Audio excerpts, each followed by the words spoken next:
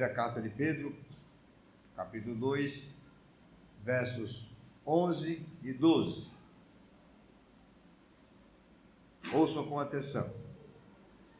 Amados, exorto-vos, como peregrinos e forasteiros que sois, a vos absterdes das paixões carnais que fazem guerra contra a alma, mantendo exemplar o vosso procedimento no meio dos gentios, para que, naquilo que falam contra vós outros, como de malfeitores, observando-vos em vossas boas obras, glorifiquem a Deus no dia da visitação. Vamos orar mais uma vez. Senhor nosso Deus, aqui estamos, Senhor, neste momento de exposição da Tua Palavra.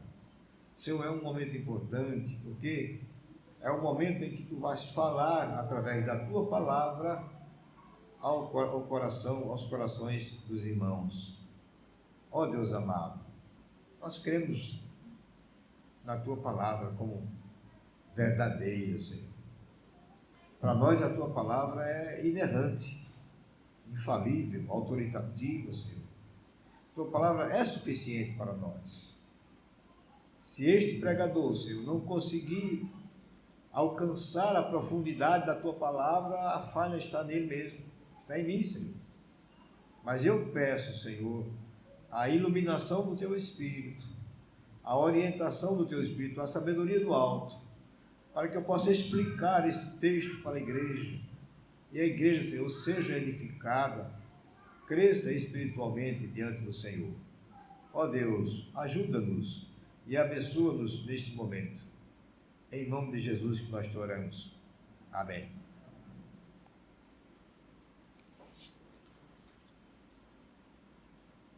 Meus irmãos, como vocês sabem, nós estamos fazendo exposições na carta de Pedro, primeira carta. E é sempre bom lembrar que o apóstolo Pedro, ele era um pastor. E a gente percebe claramente nos seus escritos o coração de pastor sendo colocado aqui. E ele pastoreia à distância a igreja que está na dispersão, que foi dispersa no início da perseguição pelos judeus, no começo da igreja, que tiveram que deixar Jerusalém e saíram para outras cidades. E o apóstolo Pedro escreve a carta para eles, para que eles possam ser edificados do Senhor. A semana passada nós vimos que o apóstolo Pedro fala sobre o povo de Deus, né? E ele qualifica o povo de Deus como nação santa, sacerdócio real, povo de propriedade exclusiva de Deus. Deixa eu dizer aqui exatamente todas as palavras que ele diz. Vós, porém, sois raça eleita, sacerdócio real, nação santa, povo de propriedade exclusiva de Deus, a fim de proclamardes as virtudes daquele que vos chamou das trevas para a sua maravilhosa luz. Então, meus irmãos, sem dúvida, nós somos o povo de Deus, um povo especial, escolhido pelo Senhor. E o apóstolo Pedro, mais uma vez, vai exortar a sua igreja.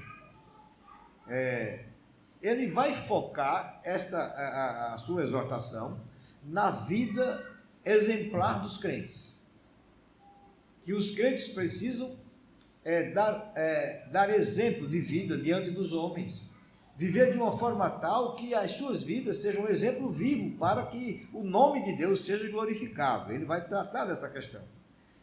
E ele começa justamente exortando, ele faz uma exortação. Meus irmãos, exortar é a mesma coisa que encorajar, é a mesma coisa que animar. Mas exortar pode também significar admoestar. E ele começa justamente esses versículos dizendo: amados, exorto-vos, não é? Ele chama aqueles crentes, meus irmãos, de amados. Amados por ele, mas amados também pelo Senhor. E isto já é uma coisa que a gente poderia pensar logo no início. somos amados pelo Senhor, o Senhor nos ama, nós somos amados pelos irmãos, pelos nossos irmãos em Cristo, e o apóstolo chama-os de amados, e diz, exorto-vos. A NVI, que traduz o texto, diz, insisto, porque esta exortação é uma exortação com insistência, é como se ele estivesse batendo na mesma tecla.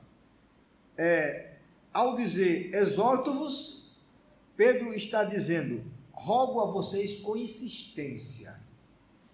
Ele está insistindo no que ele vai dizer. Ou encorajo-os. Eu quero encorajá-los para o que ele vai dizer aqui. E aqui vem o desenvolvimento do texto para nós, que eu dividi em 3 partes. O apóstolo começa dizendo o seguinte para aqueles irmãos: vocês que são forasteiros e peregrinos. Então, na verdade, ele está fazendo uma afirmação. Vocês são forasteiros e peregrinos. Está aqui na segunda parte do versículo 11. Porque ele diz, exorto-vos como peregrinos e forasteiros que sois.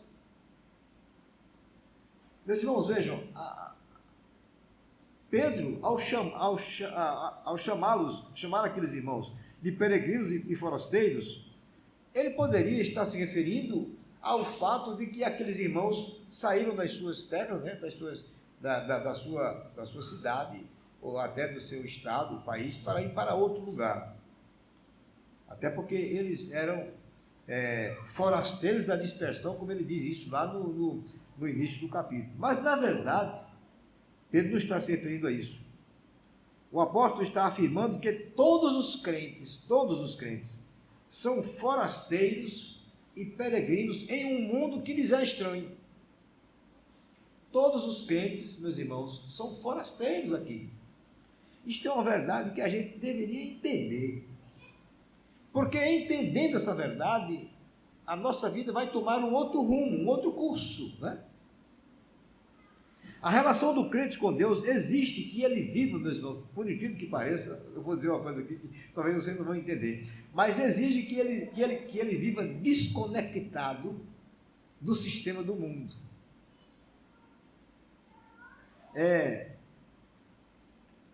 Pastor, então o senhor está dizendo que a gente deve viver desconectado do mundo? Meus irmãos, é isso. Por quê? Porque os valores do mundo são todos valores contra os valores de Deus. O sistema do mundo é um sistema anti-Deus, é um sistema contra o Senhor. Todos os valores que o mundo ensina, e faz isso com muita força, com muita ênfase, usando todos os meios que o mundo pode usar para apresentar os seus valores, que são valores contrários aos valores de Cristo, meus irmãos. Nós precisamos entender uma coisa, por isso que eu disse que nós devemos, eu não estou dizendo que a gente não deva saber das coisas, não, mas me desconectar. A ideia é desligar do mundo. Estamos no mundo, meus irmãos, mas nós não somos do mundo. Nós somos peregrinos e forasteiros. Eu queria que isso ficasse muito claro para nós. O fato de sermos peregrinos, meus irmãos, não significa que nós vagamos sem rumo, não, de jeito nenhum, viu? Muito pelo contrário.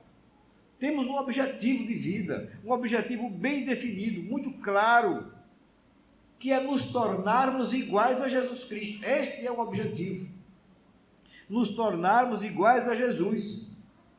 E um dia habitarmos com Ele. Esse é o nosso objetivo. Nós não vivemos vagando aí sem saber para onde vamos. A palavra peregrino aqui não nos dá essa ideia. Vivemos neste mundo por um pouco de tempo. Vivemos aqui por um pouco de tempo. E como nós aprendemos na semana passada, enquanto aqui estivermos, há um propósito, há uma missão, que é proclamarmos as excelências de Deus. Mas, meus irmãos, não percamos de vista essa ideia, que tenhamos a consciência que somos forasteiros, que estamos voltando para o verdadeiro lar, para a nossa verdadeira pátria. Eu gosto muito daquele hino 110 que diz, voltando para o lar. Ora, mas nós não fomos lá ainda, nós não chegamos lá, mas esta deve ser a sensação que nós sentimos, de que esta não é a nossa nossa pátria está nos céus com o Senhor Jesus, e a nossa vida aqui deve ser com saudade da pátria, sempre na expectativa de que nós estamos voltando para o nosso lar, lá na glória. Por isso ele diz, vocês que são peregrinos e forasteiros. Aí ele vai exortá-los. A primeira exortação é, que no caso é o meu segundo ponto, abstenham-se das paixões carnais. Esta é a primeira exortação do apóstolo, a parte C do versículo 11. A vos absterdes das paixões carnais que fazem guerra contra a alma. Meus irmãos, aqui nesse texto, Pedro, ele apenas se refere às paixões carnais, mas ele não especifica quais são essas paixões carnais. Mas em um outro contexto, no capítulo 4, nesse mesmo livro, versículo 3, ele apresenta uma lista delas. Vocês podem abrir a Bíblia aí, depois voltem para o texto de cá. Um pouco mais na frente, capítulo 4, versículo 3, diz assim, no passado, vocês já gastaram tempo suficiente, eu estou lendo aqui na NVI, pela tradução da NVI, mas vocês podem acompanhar aí. No passado, vocês já gastaram tempo suficiente fazendo o que agrada aos pagãos. Naquele tempo, vocês viviam em libertinagem, na sensualidade, nas bebedeiras, orgias e farras e na idolatria repugnante. Ele dá uma lista. Naquele tempo vocês viviam assim. Agora vocês mudaram. Agora vocês não são mais aquelas pessoas. Ele dá nome a essas paixões carnais que ele diz aqui no texto, fazem guerra contra a nossa alma. Ele dá nome a elas. Portanto, meus irmãos, a exortação do apóstolo é: abstenham-se, guardem-se das paixões carnais. Ainda que essas paixões, meus irmãos, pareçam dar uma sensação de satisfação física, mas temporária, efetivamente essas paixões guerreiam contra a alma do homem. Não são coisas que fazem o homem crescer espiritualmente, pelo contrário, coloca o homem cada vez mais na descendente, se afastando cada vez mais do Senhor. A conversão do crente, quando o crente se converte, na conversão, são implantados nos crentes, neles, valores espirituais, diferentes dos valores do mundo. Por isso, faz parte da nova vida em Cristo abster-se das paixões da carne, para que possamos desfrutar das bênçãos do Senhor. Meus irmãos, esta é a verdade. Nós não podemos servir a dois senhores. Não podemos servir a Deus e servir a nossa própria carne. A orientação do apóstolo é bem diferente. Enquanto, meus irmãos, não crucificarmos a nossa natureza pecaminosa, enquanto ela não for crucificada lá na cruz de Cristo, com as suas concupiscências, estaremos ligados ou conectados ao mundo. Essa ligação que eu estou dizendo, que nós deveremos tirá-la, desligá-la. E por conseguinte, tentando inutilmente servir a dois senhores, porque Deus diz que ninguém pode servir a dois senhores. E Deus não aceita que isso aconteça na nossa vida. Ou nós servimos a Ele integralmente, ou nós servimos ao mundo, a nós mesmos, ou até ao diabo. Nós entendemos pela teologia que todo homem ele tem 3 inimigos: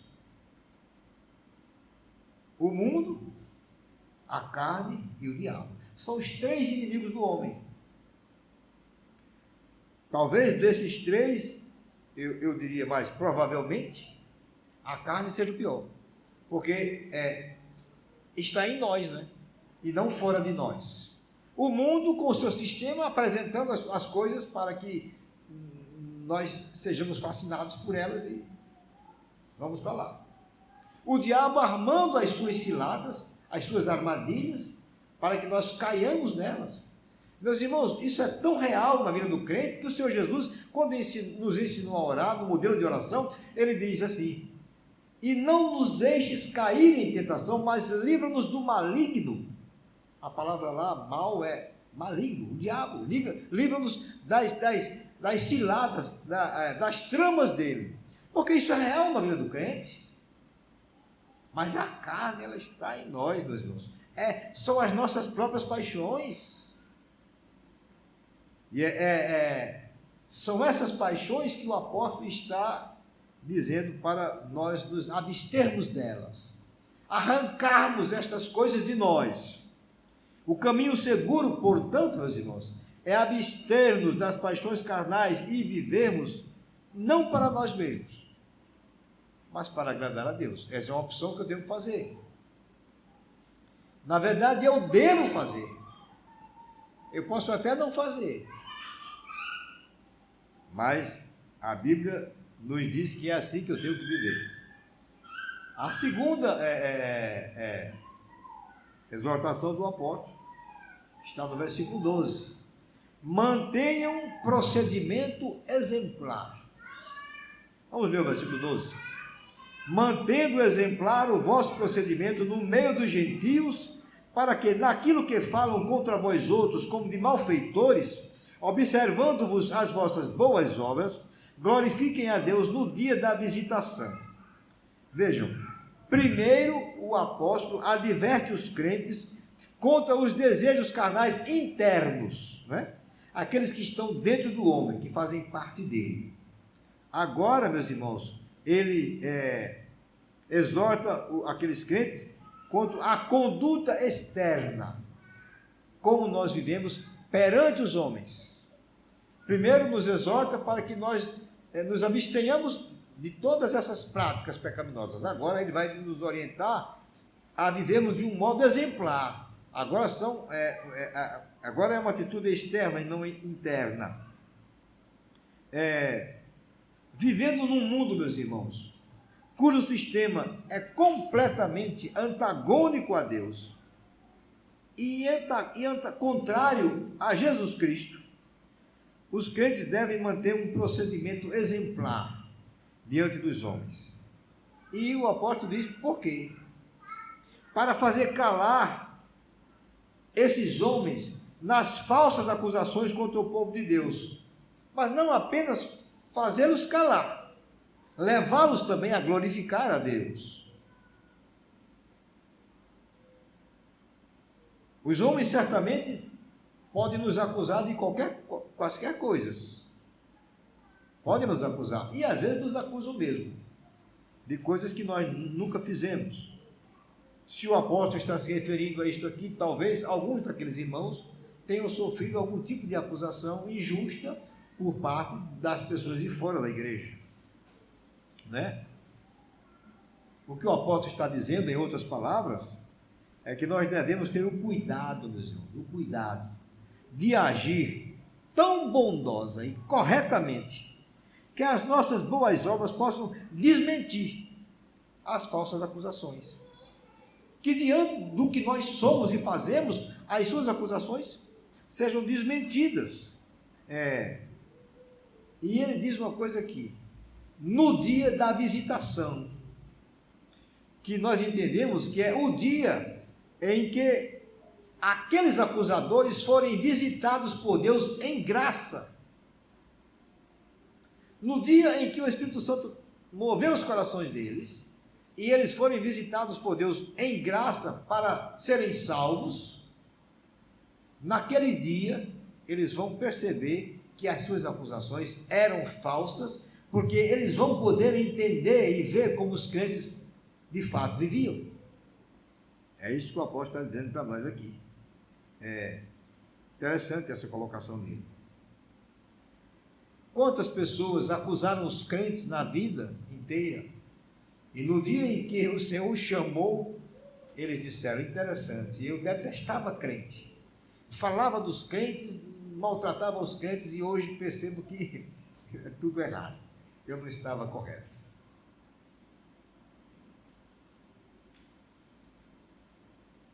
Esta é a exposição desses dois versículos que nós acabamos de ler. Primeiro, o apóstolo diz que eles são forasteiros e peregrinos.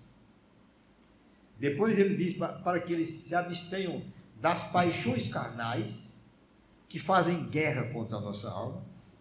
E depois ele diz que os crentes devem manter um exemplo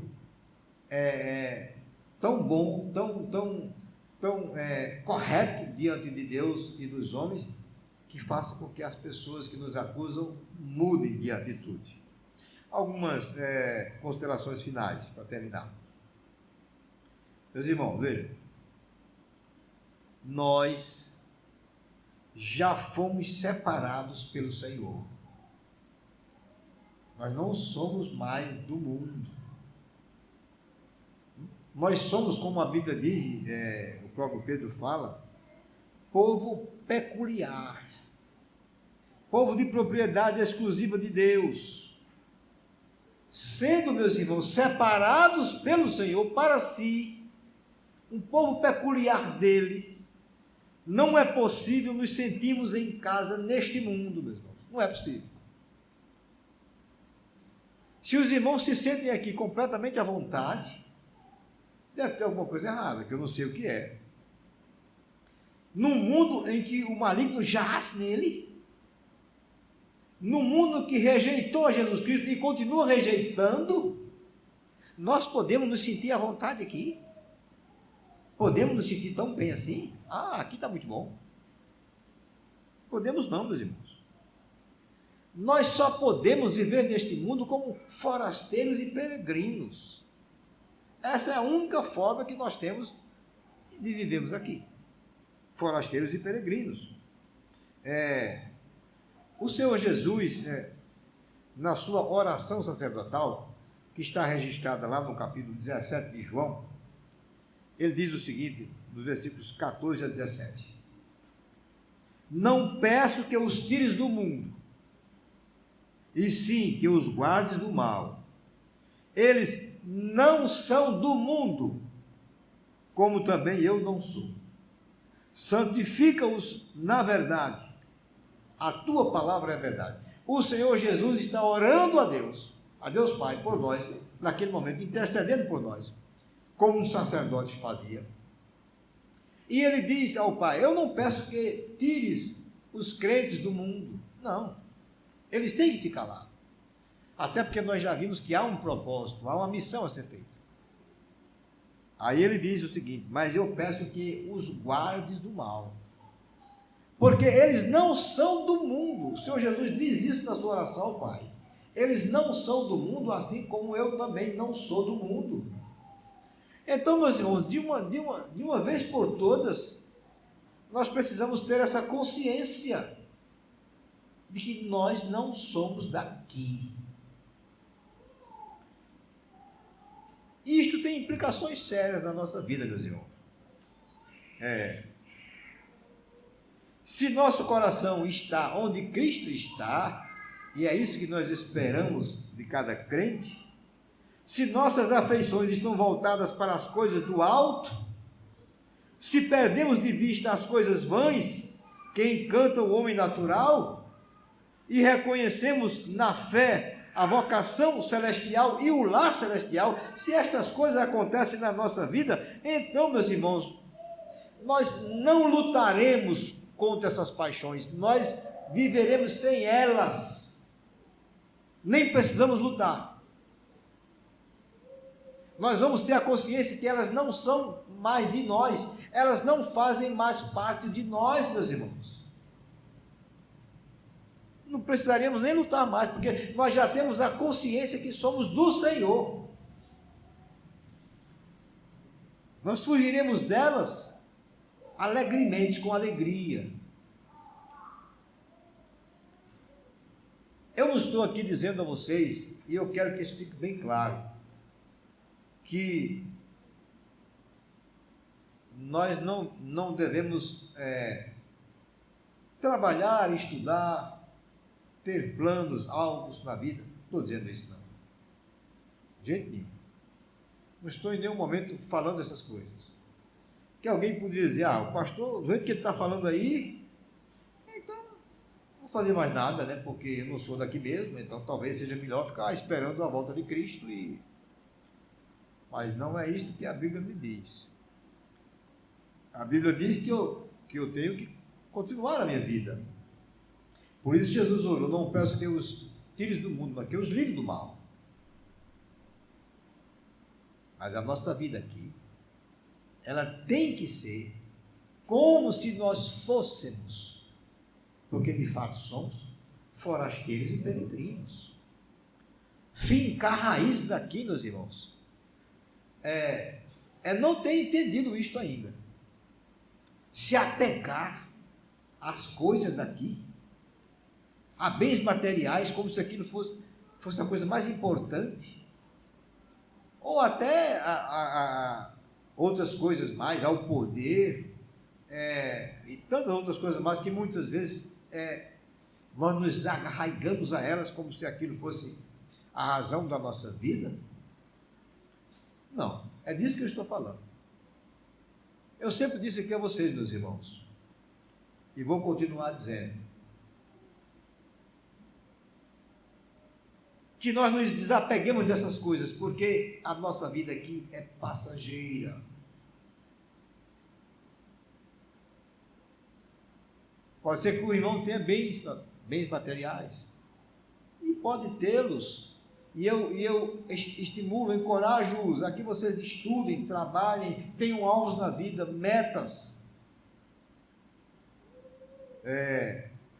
O livro de Provérbios diz que o coração do homem pode fazer plano e deve fazer. Mas quem bate o martelo é o Senhor. Ele é que bate o martelo. Ele é que diz o que é melhor para nós. Mas mesmo, meus irmãos, que nós tenhamos muitos bens materiais, nós tenhamos um emprego maravilhoso, nós tenhamos um poder, fama, pode até acontecer essas coisas também. Mas o nosso coração não pode estar nelas. Nosso coração tem que estar onde Cristo está. Porque se eu tiver um carro, meus irmãos, e o meu coração estiver naquele carro, aquele carro é meu, e não é de Deus.